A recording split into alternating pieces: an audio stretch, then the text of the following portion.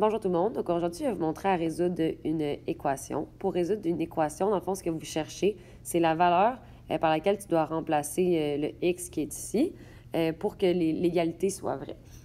Donc, par exemple, si la solution de l'équation, si on veut tester, si la solution de l'équation, c'est 2, à ce moment-là, on va faire moins 4 fois 2. C'est une multiplication ici, guys, parce qu'entre le nombre et la lettre, c'est une multiplication qui se passe. Plus 3.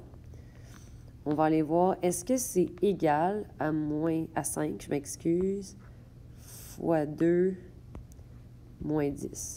Donc là, on le teste. Je ne sais pas si la solution, c'est 2. Je me le demande. Je ne sais pas. Bien, moins 4 fois 2, parce que je fais la priorité des opérations, ça fait moins 8, plus 3. Est-ce que ça, c'est égal à 10 moins 10? Déjà là, vous devriez commencer à douter que ça ne fonctionnera pas, parce que moins 8 plus 3, ça fait moins 5, et ce n'est pas égal à 0. Ça, guys, dans le fond, ça veut dire que la solution de cette équation-là, c'est pas 2. Parce que quand je remplace le x par 2, mon égalité n'est pas respectée. Par contre, il existe une valeur de x et une seule réponse possible qui fait en sorte que cette égalité-là, dans le fond, va être respectée, que le membre de gauche va être égal au membre de droite. Et c'est ça qu'on va aller trouver. Ça ne tente pas de faire de l'essai-erreur, d'essayer avec un x égale à 2, x égale à 3, x égale à 4, x égale à 5, x égale à 1,5, x égale à moins 10, x égale à 1 million. Tu ne veux pas faire essai-erreur. Donc, tu as besoin d'une technique. Et la technique, c'est la technique des opérations inverses. Donc, pour ça, ce que vous devez comprendre en premier, c'est que lorsqu'on veut annuler une addition, donc si par exemple on voudrait annuler un plus 2, bien, l'opération inverse d'une addition, c'est une soustraction. Dans le même ordre d'idée, l'opération inverse d'une soustraction, ça va être une addition. L'opération inverse d'une multiplication, comme il est juste ici, ça va être une division. Et finalement, l'opération inverse d'une division, ça va être une multiplication. Vous allez voir plus tard à quoi ça sert. Donc, toi, ce que tu souhaites obtenir, c'est une réponse qui ressemble, par exemple, à x égale à 2. On sait que x égale à 2, ce n'est pas la bonne réponse, mais la réponse va ressembler à ça. Donc, x qui est égal à quelque chose, la variable qui est égale à quelque chose. Cette chose-là, je le répète, c'est la valeur par laquelle je dois remplacer le x pour que mon égalité soit respectée. Par contre, je pourrais aussi avoir une réponse qui ressemble à 2 est égal à x. C'est exactement la même chose, on peut les changer de côté. Mais utilement, ce qu'on doit comprendre, c'est que les termes algébriques doivent se retrouver d'un côté et les termes constants de l'autre côté de l'égalité. Si je parle plus en français, donc les termes qui ont des lettres, là, des x. Par exemple, le x doit être d'un bord, puis les nombres normaux doivent être de l'autre. Autre chose, c'est que je ne veux pas une réponse qui ressemble à 2x égale à 2. Moi, je veux la valeur de x, je ne veux pas la valeur du double de x. Donc, ta réponse, c'est un x qui est tout seul, qui est égal à un nombre normal. Donc, en ce moment, quand on regarde notre équation, il y a beaucoup de choses qui ne sont pas faites. Parce que nous, ce qu'on veut avoir, c'est des x d'un côté puis des nombres normaux de l'autre. Et en ce moment, il y a des choses qui sont mal placées. Parce qu'il y a des x des deux bords et des nombres normaux, je m'excuse, des deux côtés de l'égalité. Donc, ta première job, c'est de décider de quel côté tu veux tes termes algébriques puis de quel côté tu veux tes nombres normaux. C'est toi qui décides. Tu peux décider de mettre dans ce sens-là ta réponse ou dans ce sens-là ta réponse. Il y a aussi certaines équations, des fois, qui vont te donner le goût de mettre des termes algébriques à droite, des nombres normaux à gauche, puis d'autres qui vont donner qui vont donner le goût de choisir autrement. Mais aujourd'hui, puisque ça ne change absolument rien, je vais choisir de mettre mes termes algébriques à gauche et mes nombres normaux à droite. Ce que je veux dire par nombre normal, c'est tout simplement des termes constants. Donc, il y a des choses qui sont mal placées. Donc, comme vous voyez ici, les termes que j'ai mis en vert sont bien placés. Donc, j'ai un terme algébrique à gauche, un terme constant à droite. Les termes que j'ai mis en rouge sont mal placés. Donc, ils ne sont pas chez eux, on peut dire. C'est comme s'ils n'étaient pas dans la bonne maison, pas du bon côté de l'égalité. Donc, tu dois commencer par arranger ça pour que tout soit bien placé. Donc, tu peux décider si tu te débarrasses du plus 3 en premier ou du 5x en premier, mais l'important, c'est que tu ramènes ces termes-là chez eux, dans le fond. Moi, par exemple, je vais commencer avec le plus 3. Donc, le plus 3 est du mauvais côté parce que je souhaite que les termes constants soient à droite. Puis en ce moment, il est à gauche. Comment on fait pour annuler un plus 3 dans la vie? Bien, ça revient à l'opération inverse. C'est quoi l'opération inverse d'un plus 3? C'est un moins 3. Donc, comme vous voyez, ce que je suis allée faire, c'est que je suis allée faire un moins 3 de chaque côté de l'égalité.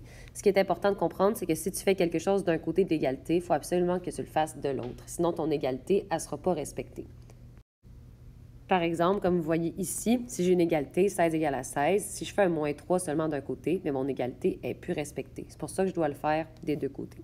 Qu'est-ce que ça m'a apporté, dans le fond, de faire un moins 3? Vous allez voir, dans le fond, que puisque plus 3 et moins 3, c'est des termes semblables, je peux les rassembler. 3 moins 3, qu'est-ce que ça fait? 0. Donc, tout ce qui reste du côté gauche de l'égalité, c'est le moins 4x. De l'autre côté, il y a des termes que je peux mettre ensemble.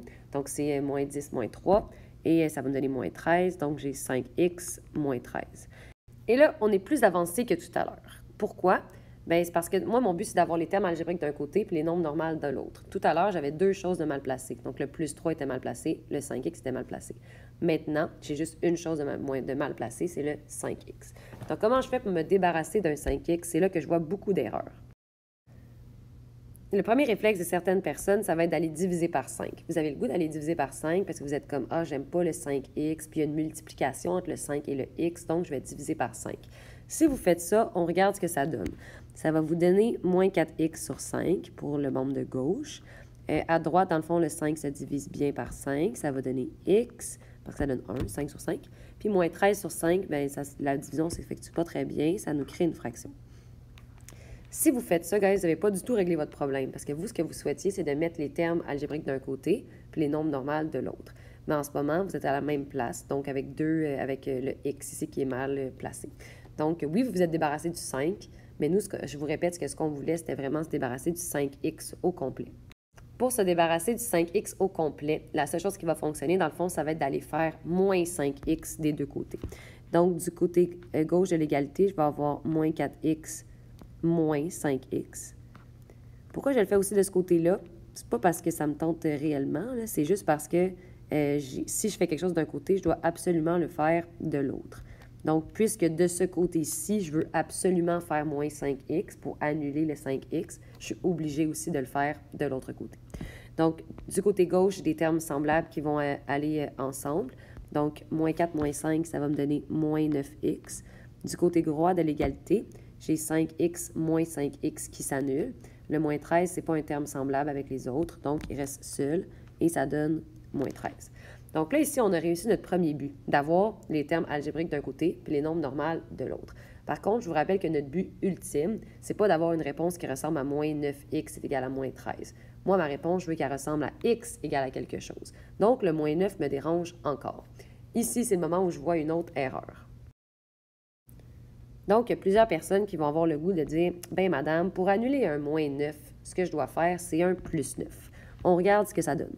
Donc, ça me fait moins 9x plus 9 de ce côté-là, qui est égal à moins 13 plus 9. Parce que quand je fais un plus 9, il faut que je le fasse des deux côtés. On regarde ce qui se passe. Bien, dans le fond, dans le membre de gauche de l'égalité, je n'ai pas de termes semblables. Donc, je ne peux pas les mettre ensemble. Je me retrouve avec moins 9x plus 9. Puis, de l'autre côté, quand je fais moins 13 plus 9, eh bien, j'obtiens moins 4. Maintenant, regarde ce qui se passe ici. Tout à l'heure, tu avais tes choses qui étaient termes algébriques d'un côté, termes constants de l'autre. Tu étais content. De faire un plus 9 des deux côtés, qu'est-ce que ça t'a apporté? Rien pantoute, parce que tu t'es même rallongé. Tu as un terme constant qui n'est plus à la bonne place.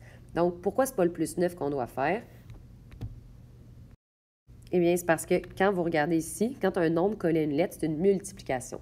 Donc ici, ce qui se passe, c'est que notre x est multiplié par moins 9. Puis comment je fais pour me débarrasser d'une multiplication par moins 9? Bien, l'opération inverse d'une multiplication, guys, c'est une division par moins 9. Donc, je vais diviser par moins 9 des deux côtés. Donc, moins 9 divisé par moins 9, ça fait bel et bien 1. Donc, je suis rendue avec 1x ou x tout simplement. Et pour la réponse finale, ici, bien là, j'ai un moins divisé par un moins. Donc, ça va donner un plus. Donc, ça fait 13 sur 9. Si on voulait vérifier si notre réponse était bonne, ça serait assez simple. Ce que vous devez faire, dans le fond, c'est juste de remplacer la valeur de x que vous avez trouvée, donc 13 neuvièmes, dans l'équation qui est ici en haut. Puis vous allez voir, dans le fond, que l'égalité va être respectée. Ça veut dire que moins 4 fois 13 neuvièmes plus 3, ça donne la même chose que 5 fois 13 neuvièmes moins 10.